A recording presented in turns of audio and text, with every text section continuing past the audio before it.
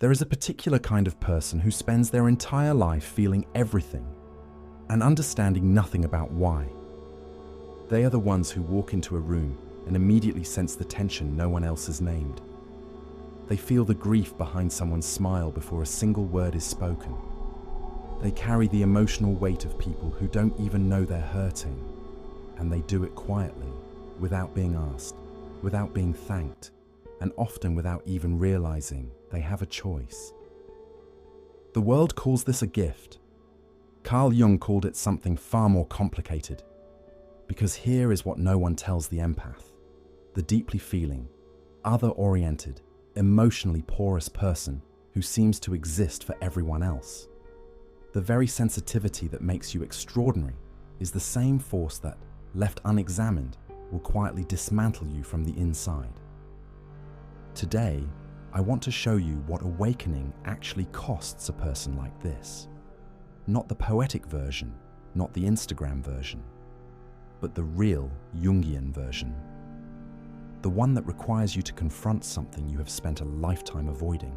What happens when the person who absorbs everyone else's pain finally has to sit with their own? Stay with me, because what comes next may be the most important thing you've never been told about who you actually are. Carl Jung spent decades in his consulting room in Küsnacht, Switzerland, watching a particular kind of person walk through his door. Brilliant, perceptive, emotionally exhausted people who had devoted themselves entirely to the inner lives of others, and who had, in doing so, become strangers to themselves.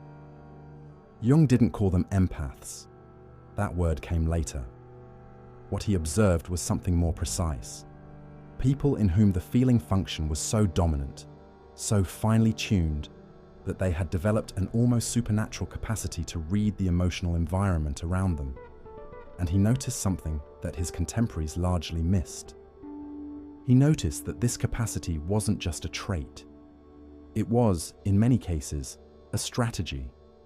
A deeply intelligent, unconsciously constructed strategy for surviving a world that had once felt unsafe. He spent decades watching this exact pattern unfold, in his patience, in his writing, and, by his own admission, in himself. And what he concluded was both humbling and revolutionary, that the gifts of the deeply feeling person are inseparable from their wounds. You cannot have one without reckoning with the other. Picture someone you know, or perhaps recognize when you look inward. They are the person everyone calls first. The one who listens without judgment, who seems to know what you need before you've said it, who holds space for pain with a kind of grace that leaves people feeling seen in ways they rarely experience elsewhere. They are extraordinary at this. It is not performance. It is completely genuine. But here is what is actually happening underneath that grace. This person has learned, somewhere early, somewhere formative, that their own emotional experience is secondary. That the way to stay safe, to stay loved, to stay needed, is to become fluent in the emotional language of others while keeping their own largely untranslated. They don't do this consciously.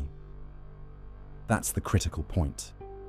It's not a decision, it's an adaptation. And the hidden cost, the one no one talks about, is this. Over time, they lose access to themselves. Not dramatically, not all at once, slowly, the way water erodes stone. They wake up one day in their 30s or 40s or 50s and realize they cannot answer a simple question.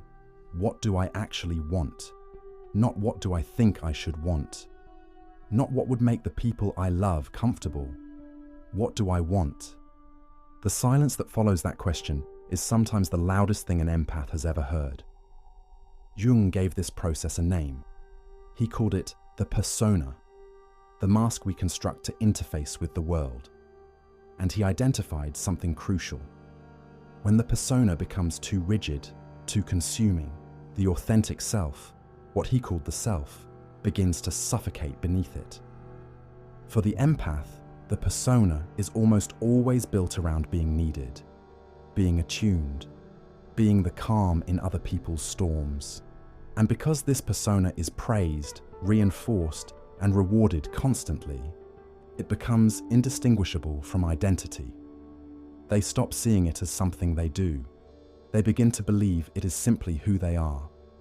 But Jung also wrote about the shadow, the repository of everything we have disowned, suppressed, or refused to integrate. And here is the mechanism most people never reach. For the deeply feeling person, what lives in the shadow is not darkness in the conventional sense. It is not cruelty or selfishness or rage, though those may be there too. What lives most powerfully in the empath's shadow is their own neediness, their own longing, their own grief, their own anger at having given so much for so long without being truly met. Sit with that for a moment. The very emotions they are so gifted at holding for others. They have never allowed themselves to feel in their own name. And until that material is brought into consciousness, until it is named and faced and integrated, there can be no real awakening, only a more sophisticated version of the same avoidance. This is what most people and most self-help frameworks never tell you. Empathy without self-knowledge is not a gift. It is a wound wearing a costume. But here is where everything changes, because Jung was not a pessimist. He was at his core a cartographer, someone who mapped difficult terrain not to frighten people, but to help them navigate it. And what he found consistently was that the moment a person stops running from their own interior, stops outsourcing their emotional life to others, something remarkable begins to happen. The sensitivity doesn't disappear. It deepens. It becomes directed. For the first time, the empath's extraordinary attunement turns inward, and what they find there is not the chaos they feared. It is something far more surprising. It is themselves, and they are worth knowing. Nothing that has happened to this person has been wasted. Not the childhood where they learned to read the room before they could read a book. Not the relationships where they gave more than they received. Not the years of quiet erasure, of swallowing their own truth to preserve someone else's comfort. All of it was data, all of it was training.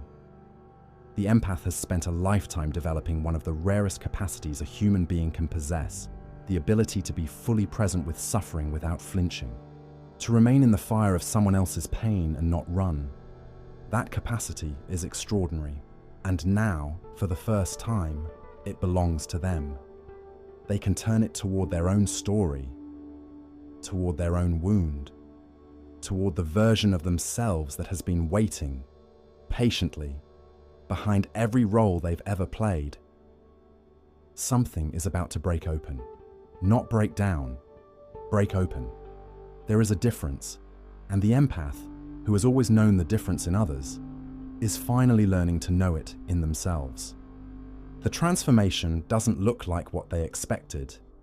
It is not a sudden flood of self-confidence or a dramatic severing of old relationships. It is quieter than that, and harder. It looks like saying no and not immediately apologizing. It looks like sitting in discomfort without reaching for someone else's emergency to manage instead. It looks like telling the truth in a conversation where the easier path would have been to absorb the other person's narrative and disappear into it. What they stop doing is caretaking as a means of self-protection. What they start doing is choosing connection consciously, not out of fear of abandonment, but out of genuine desire. Three things become possible on the other side of this. Authentic intimacy, because they can finally be known rather than just needed. Creative power, because the energy that was perpetually hemorrhaging outward becomes available for their own becoming. And perhaps most surprisingly, discernment. The ability to distinguish between who deserves their depth and who is simply drawn to it for what they can extract. Two traps await on this path, and both are subtle enough to feel like progress. The first is what we might call the pendulum swing. Having spent years giving too much, the awakening empath sometimes overcorrects into hardness. They mistake boundaries for walls. They confuse self-protection with self-isolation. They become proud of their unavailability in a way that is simply the old wound in different clothing. Withdrawal is not healing. Integration is. The second trap is spiritual bypassing, using the language of awakening to avoid the actual work. Reading about the shadow without facing it. Collecting Jungian vocabulary without doing Jungian excavation. The concepts become a new persona, and the same avoidance continues beneath more sophisticated packaging. Real transformation is unglamorous. It happens in ordinary moments, in difficult conversations, in the willingness to stay with your own discomfort when every learned instinct says to dissolve it by focusing on someone else. I want to speak directly to you now.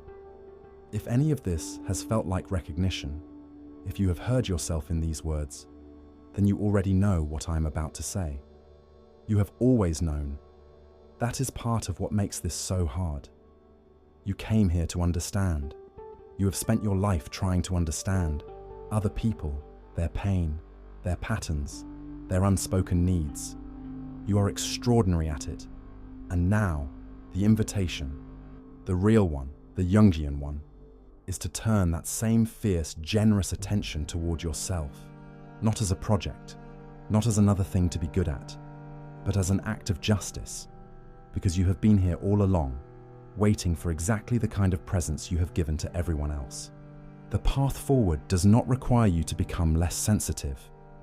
It requires you to become more honest about what you feel, about what you need, about where you end and other people begin. Look at where you began this video, believing that your sensitivity was the thing that needed managing, the thing that made life harder. The real truth about what awakening costs an empath is not what you expected. It is not the loss of your gift. It is the loss of every excuse you had for not using it on yourself. And the only question now is this: are you finally ready to feel your own life as deeply as you have always felt everyone else's?